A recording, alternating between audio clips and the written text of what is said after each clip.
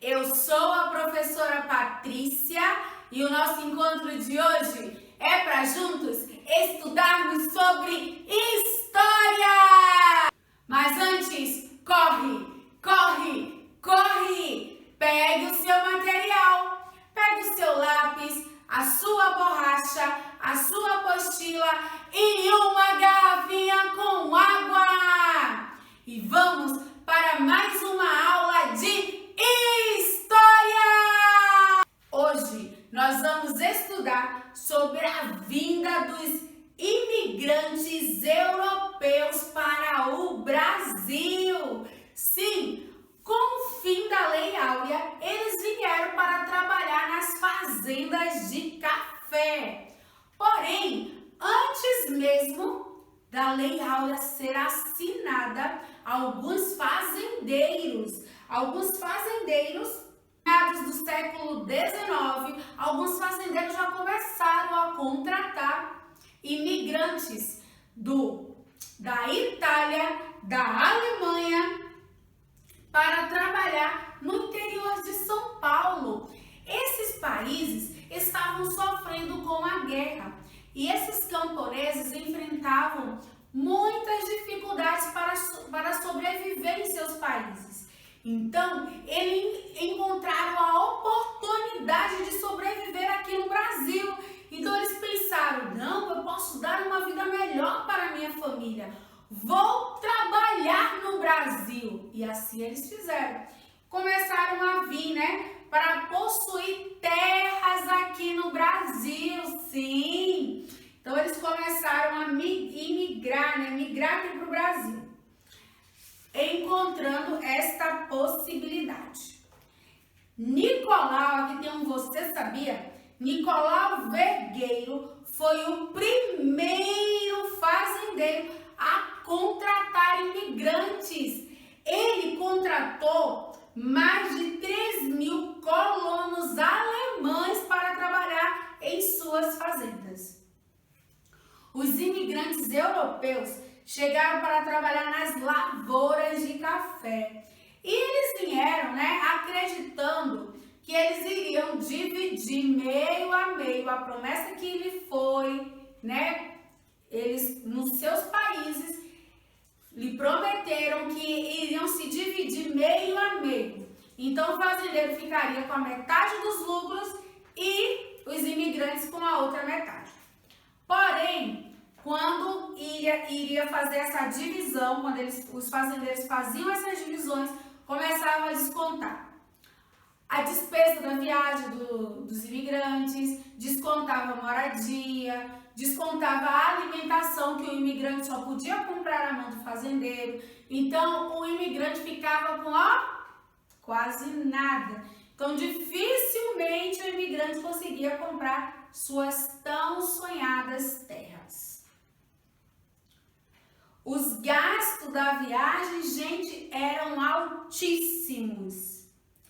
Nem todos os imigrantes que vieram para o Brasil vieram para trabalhar da agricultura.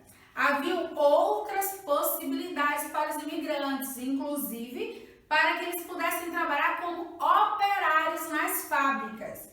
Isso ocorreu com o Elber. Ele conseguiu construir a sua própria fábrica e se tornou um grande funileiro construindo utensílios domésticos. Agora nós vamos falar um pouquinho sobre a viagem dos imigrantes para o Brasil. Eles viajavam em navios a vapor. Essa viagem durava de 20 a 30 dias. Quando eles embarcavam, eles não sabiam para que país eles estavam indo. Só quando eles desembarcavam é que que falavam para eles o país que eles estavam. Os navios eram sujos, não tinha médicos, então se alastravam a cólera, piolho, Surgiam-se muitas doenças, porque não tinha ventilação, era úmido, superlotados. Sabe outra coisa que acontecia, gente? Eles viajavam na terceira classe. Então, se era na terceira classe, eles viajavam nos porões do navio. Então, várias doenças aconteciam, muitos morriam na viagem. Eu assisti, gente, eu fico com vergonha de falar, mas graças a Deus consegui me libertar dessa maldição que é assistir novela. Graças a Deus, hoje eu não consigo assistir mais nenhuma novela. Foi um voto que eu fiz a Deus e consegui, graças a Deus, me libertar disso. Não consigo nem sentar na frente de uma TV para assistir novela. Mas eu assisti aquela novela Terra Nostra, que conta como eram as viagens dos imigrantes, que fala como era a vida dos imigrantes, o que acontecia. Então, conta, né, alguns imigrantes que morriam durante a viagem, conta como os fazendeiros roubavam os imigrantes quando chegavam no Brasil, enfim. Tem aquela parte ruim de novela mesmo, né, mas conta um pouco da história dos imigrantes. Enfim, era uma vida muito sofrida, não pense que é muito difícil, lógico, eles não levavam chibatadas, que nem os negros, né? Mas eles também sofreram, porque os fazendeiros estavam acostumados a lidar com negros e eles achavam que os imigrantes eram negros, que se não trabalhassem iriam apanhar. E não eram negros, né? Eles eram trabalhadores assalariados. Vamos agora para nossas atividades? Então, abra sua apostila na página de número 87. Mas antes de você realizar a sua atividade, não esqueça de realizar a leitura da página 85, 86 e 87. Marque tudo o que você achou interessante para que depois você possa responder. Primeira questão. Preencha a tabela abaixo, informando os anos ou décadas que chegaram ao Brasil os primeiros imigrantes e para onde foram inicialmente.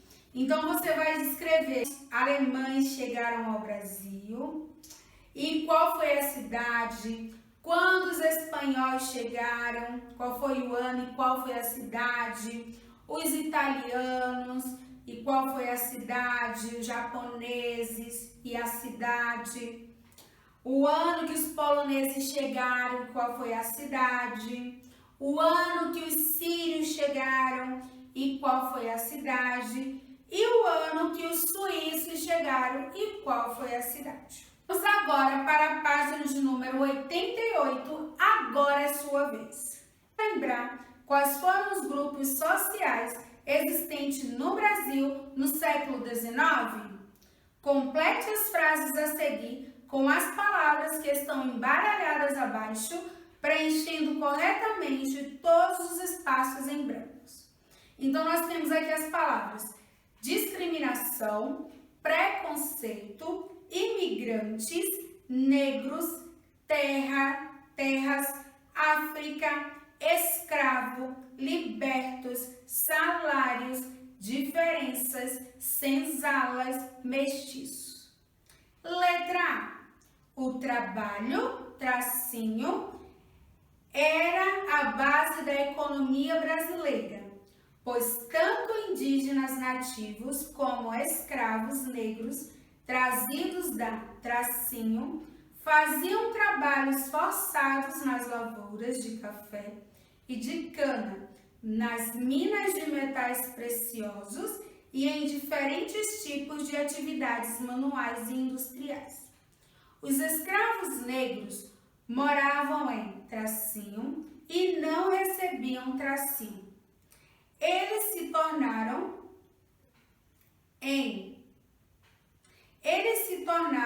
a grande maioria da população, juntamente com os tracinho. Ao serem tracinho, eles continuaram a enfrentar o tracinho da sociedade e suas condições de vida e de trabalho eram ainda bastante precárias.